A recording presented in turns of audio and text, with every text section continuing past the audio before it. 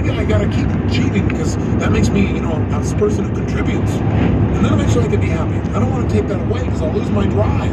I was wrong. I was scared, but I was wrong. What happened was when I finally decided I was going to be happy along the way, that life was not an outcome, that it was a process, that I would achieve things and say, is this all there is? Unless along the way I enjoyed the process, that I was going to spend more of my time in life than I was achieving. And if I wanted to be happy more of the time, I got to get committed to that idea. And the minute I started living that way, my life changed. And I went to a whole new level. I thought I was successful before. I thought, boy, look, I got my act together. All I can tell you is I got a new level of depth. So how do we create this real balance? How can we take what we've talked about thus far in this tape and make it practical so you can really use it, so you can really experience more of this big promise I've been telling you about, all that joy inside of you that you know is there? I want to give you 8 points. Number 1, we've already talked about. The first key to unleashing your happiness is to remember it's already there. To remember it's your natural state. Just think about it. Think about what's inside of you. I think that most people's unhappiness, that really the root of all human misery is the ignorance of our true nature and power. That it's all inside of us, it's not on the outside. See, most of us have been conditioned to believe that being happy is difficult instead of what's always there. See, I believe to be unhappy, you got to pervert your reality. I've managed to pull this off in my own life, and many times as a reality of our existence is joy. In order to be unhappy, you got to develop false beliefs about what life is. You got to begin to believe that all these things have to occur for you to feel appreciative for this thing called life. In fact, we've developed all these rules about all these different things that specifically have to occur at specific times in specific ways before we get to have those great feelings that we want inside.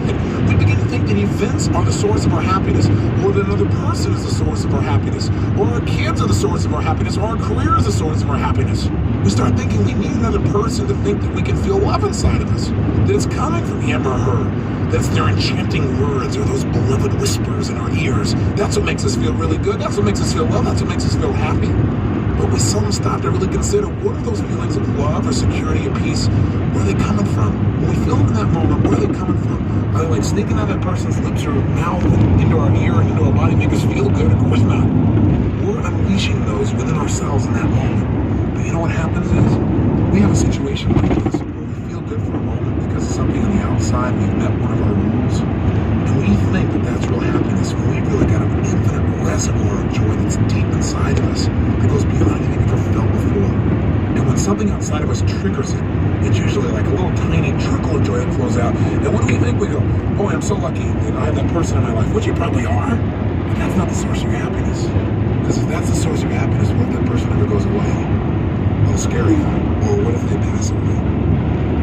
Or what if something separates you at some time? You see, the fear that most people have in their lives of not being happy is because they think it's coming from the outside. They experience the object of their senses, and when they taste it, they think, boy, that's joy is coming from that object, from that person, from that event. But in fact, we're only tasting our own inner feelings that are existing continuously. They're constant. And all that sweetness and all that love that you want so bad is flowing through your veins and your heart right now. There's a sea of real power inside of you. Everyone has this place inside of them. All we've got to do is tap into it, touch it. But you can't do that as long as you believe happiness is on the outside. As long as you believe happiness is a reward. Happiness is not a reward. The reward is life itself. Now, I'm not saying that you shouldn't go out and strive to achieve or contribute, or to make a difference, or to do something for society, or make money, or go do things that make you have fun and play. I'm just saying, don't hold yourself hostage by the false belief that anything outside you will give you the real joy. And instead, develop an insatiable curiosity for digging deeper inside yourself. And when you feel good, say, where'd that come from? Where can I get more of that? Instead of the outside,